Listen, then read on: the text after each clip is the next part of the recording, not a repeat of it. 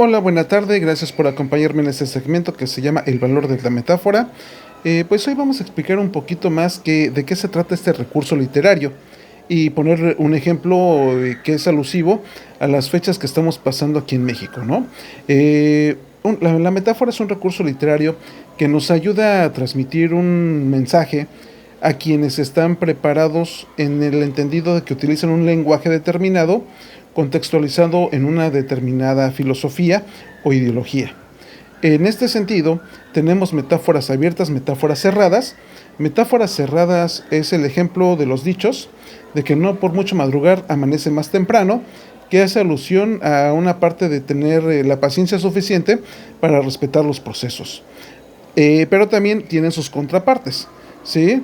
Porque en esta parte de flojos y glotones están llenos los panteones. Entonces ahí hacen esa parte de contrapeso que nos sirve para entender ciertos mensajes. Hay metáforas más elaboradas que son utilizados por diferentes credos, diferentes religiones en los distintos libros sagrados. Llámese el Talmud, los Upanishad, los Mahabharata Gita.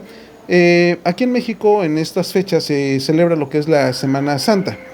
En esa celebración de Semana Santa, pues ahorita el uso como tal ya no es tan religioso. El término adecuado que se utiliza es de que ha sido una celebración que es secularizada, es decir, que ya no pertenece al ambiente sacro. El aspecto profano tiene que ver con delante del templo, que ya no pertenece a una situación necesariamente religiosa, religare, que es sagrada, ¿no? Entonces, en este contexto, vamos a ver ciertos puntos importantes.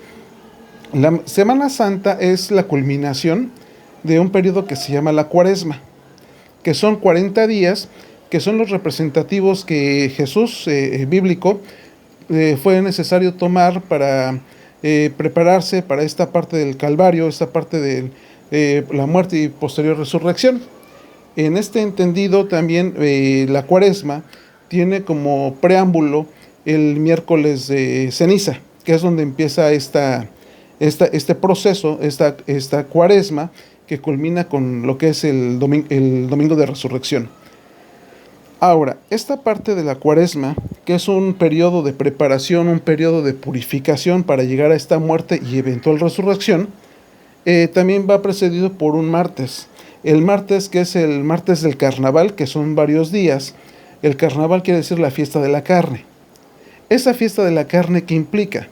La fiesta de la carne es ese periodo en el que nos fundimos en el anonimato para darle rienda suelta a los instintos. Por eso en el carnaval un fenómeno bien importante que va a pasar es de que cuando están en la celebración del carnaval, todos utilizan disfraces, utilizan máscaras para fundirse en el anonimato. Es decir, no eres la persona, eres la representación, pero te fundes en el anonimato para darles rienda suelta al instinto, para entrar a ese periodo de Cuaresma. En esa Cuaresma les comentaba que es representación de los 40 días que que Jesús se fue al desierto, en donde hay 3 pruebas importantes para él. La primera de ellas es transformar la piedra en pan. Hay un libro que se llama El Diablo, de Giovanni Papini. Es importante ver cómo lo aborda este autor desde esta parte de metafórica. ¿Qué representa el transformar la piedra en pan? Quiere decir, desde esta óptica de la metáfora, el sucumbir ante el trabajo fácil. Es decir, querer el producto sin pasar por todo un proceso para generarlo. En el caso de convertir la piedra en pan, pues no se requiere pasar ni por la agricultura, ni por la recolección, ni por esta parte del proceso de panificación. Es simplemente, mediante una cuestión, un pensamiento mágico religioso, esperar que las cosas se den sin que uno haga algo al respecto. Para ello es necesario hacer todo un proceso, tener la semilla, plantarla, regarla, cosechar, rescatarla, hacer el proceso de la molienda, de todo el proceso de panificación, el proceso de levadura, en la cámara de fermentación, el proceso del horneado, que eso nos lleva a lo que es todo un proceso de panificación.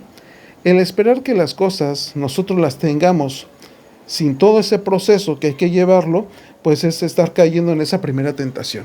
Esperar que la piedra se convierta en pan. Y eso pues difícilmente se va a dar porque todo requiere un proceso. Esa segunda tentación también, ¿cuál es? ¿Sí? Déjate caer y Dios te va a rescatar.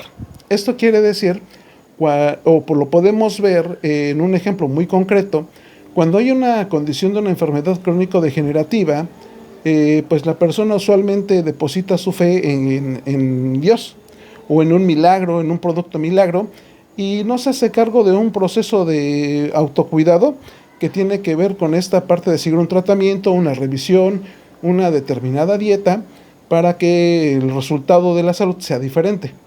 Es abandonarse a la fe, sin hacer nada concreto. Entonces, esta parte también es importante empezar a descifrarla y verla en nuestra vida, ¿no? Que hay cosas que nosotros abandonamos esperando que el tiempo, esperando que Dios, esperando que nuestro sistema de religión, nuestro sistema ideológico, lo resuelva sin ni siquiera nosotros participar en ese acontecimiento. Entonces, como vemos en estas dos pruebas, se maneja mucho la parte de esperar resultados sin pasar por los procesos, ¿sí? El primero entonces, convertir la piedra en pan. El otro, abandónate para que Él te rescate. La tercera prueba es, híncate ante mí y te haré el Rey del universo. Esto tiene que ver en dónde depositas tu fe, en dónde depositas tu creencia, en dónde depositas lo que es el sentido y el significado de la abundancia. Entonces, para ello es importante ver que la contestación es, mi reino no es de esta tierra, ¿sí? Entonces, aquí es importante ver en dónde depositamos nosotros lo realmente importante, depositamos lo que a nosotros nos favorece y nos conviene, ¿no? Entonces, después de estas pruebas también se empiezan a ver los primeros milagros, ¿no? Empiezan a ver pues las distintas pruebas, ¿no? La última de ellas pues es la muerte como tal, y después la resurrección. Cuando yo era niño me preguntaban en distintas ocasiones cuál es el sentido, cuál es el significado de la Semana Santa. Cabe mencionar que mi familia es de Iztapalapa, Ciudad de México, y son muy allegados a lo que es la Sociedad de Nazarenos. ¿Sí? Estas personas llevan la celebración de lo que es la Semana Santa en la iglesia de la Cuevita. Ahí en Iztapalapa es una iglesia muy reconocida, por así decirlo, ¿no? Entonces yo me preguntaba lo siguiente: ¿por qué la fecha de la Semana Santa es cambiante? Posteriormente me puse a indagar un poco y me di cuenta o supe que coincidía con lo que es la primera luna llena después del equinoccio de primavera. Por eso el Jueves Santo es luna llena. Entonces ahí empecé a ver cuál es el sentido y significado de lo que es el Jueves Santo, porque es importante de entrar antes de un tema de muerte y eventual resurrección. Pero también el Jueves Santo está dedicado a lo que es la parte de la fraternidad, la parte de hermanar y estar juntos, la parte de compartir, que se da en el proceso de la última cena, pero también tiene un antecedente muy interesante. El pueblo hebreo, antes de salir de Egipto, también cuando se da las plagas en Egipto, cuando llegan las plagas en Egipto, la sangre de cordero tuvo que haber sido vertida sobre los pórticos de las casas. Y con esto iba a reconocer quiénes son las personas protegidas por Dios, a los cuales no le iba a tocar la plaga de exterminar a los primogénitos. En este entendido, pues nos va a servir también para generar esa fraternidad. En la última cena, la fraternidad que se establece es con los discípulos. Y eso también me lleva a pensar de los distintos tipos de educación que tenemos.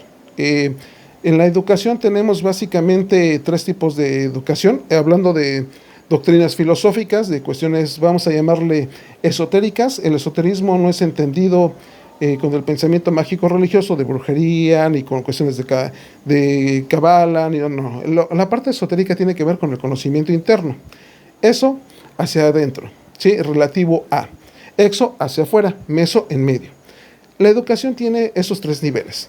Sí, la educación exotérica, que es, vamos a llamarle la educación común, primaria, secundaria, preparatoria, donde conocemos datos que están en el mundo y que nos llevan a aprender a memorizar pero no necesariamente establecer los procesos racionales, ni cognitivos, ni emocionales, para conocernos a nosotros mismos.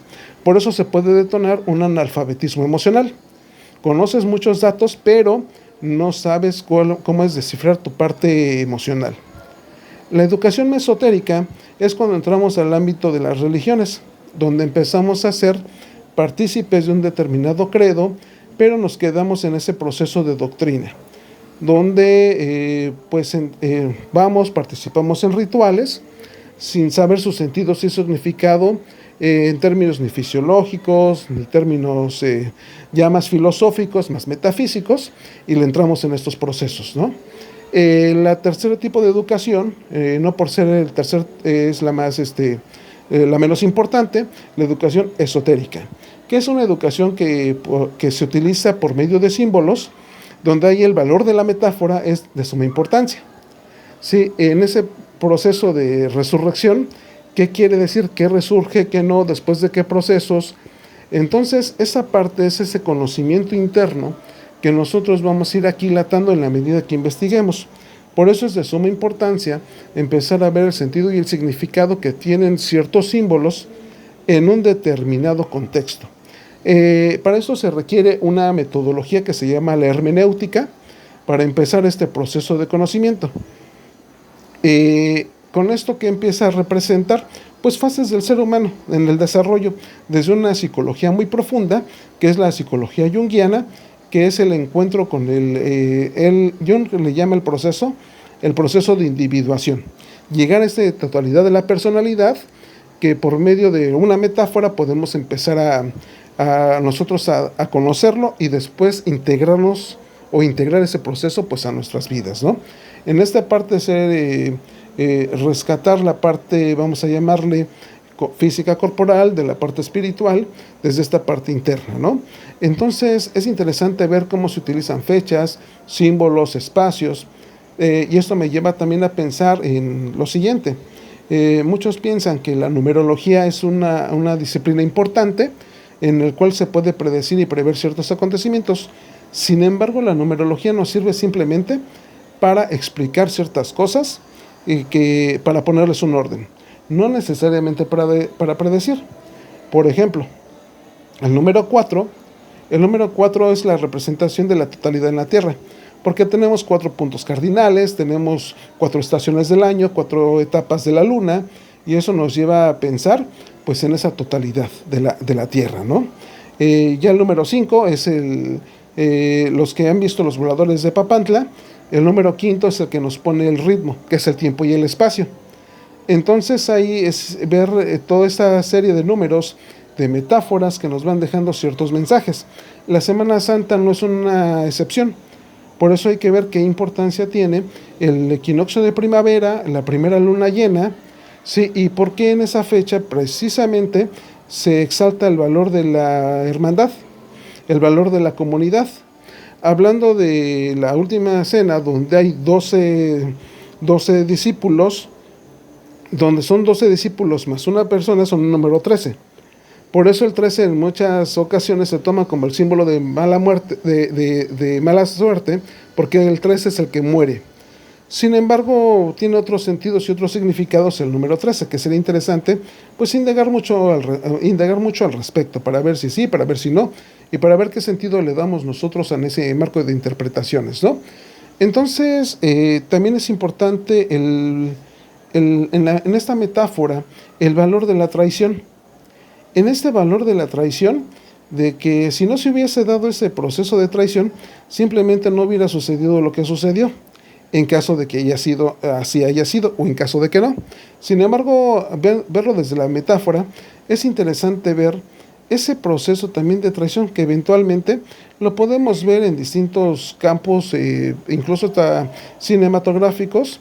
En el caso del Señor de los Anillos, donde está la figura de Frodo y de Gollum, donde al último, antes de que terminen con el anillo, pues se da un proceso de traición, y no necesariamente de Gollum, sino de Frodo. Al momento de que va a arrojar el anillo a la lava, pues dice no, porque es mío, y él mismo se traiciona, porque para eso hicieron todo ese viaje, para tener ese cometido. Sin embargo, al último, pues él mismo se traiciona y la parte instintiva que es representada por Gollum, pues es que el que rescata, por así decirlo, la trilogía. Y por lo tanto el sentido del viaje y los libra de este Sauron. Entonces, desde ahí, de Sauroman. Entonces es importante ver esos valores de la metáfora, ¿sí? Para llegar a esa resurrección que muchas veces está representada por el ave fénix, la que renace de sus cenizas. Y eso también tiene un sentido y significado, pero hay que... la intención de este video en particular no es para descifrar todo el sentido y el significado, porque es sumamente amplio, y no tengo ni las herramientas ni las capacidades de hacerlo. Sin embargo, es para detonar inquietud y que ustedes empiecen a hacer ciertas preguntas. ¿Por qué sí? ¿Por qué no? ¿Qué significa esto? ¿Qué significa aquello? Dentro de las distintas metáforas de las religiones. Porque si bien algo que nos ofrecen esas metáforas es un orden, es un sentido, es un significado, que tiene mucha importancia, incluso le dan esta característica de sagrado a los acontecimientos. Entonces, es la invitación que hago en este capítulo del valor de la metáfora. Indagar, investigar, contextualizar, para que descubramos cosas importantes, ¿no? Y le entremos este conocimiento primero mesotérico y eventualmente se transforma en un proceso exotérico. Sí, pues muchas gracias por acompañarme y nos estamos viendo en otros capítulos del valor de la metáfora, pero también los días jueves con el Cuéntamelo con una canción. En particular, el próximo jueves va a ser dedicada a una canción, o más bien se va a utilizar una canción que se llama Derecho Humano. Ahorita aprovechando que tengo este contacto con el mar, que es bien interesante ver todas las enseñanzas que también deja, desde los riesgos, desde la parte del el conjunto con el viento, el oleaje cómo se transforma con el viento, los peligros que se empiezan a detonar y cómo necesitamos un capitán que sea bastante diestro para que la barca salga a flote.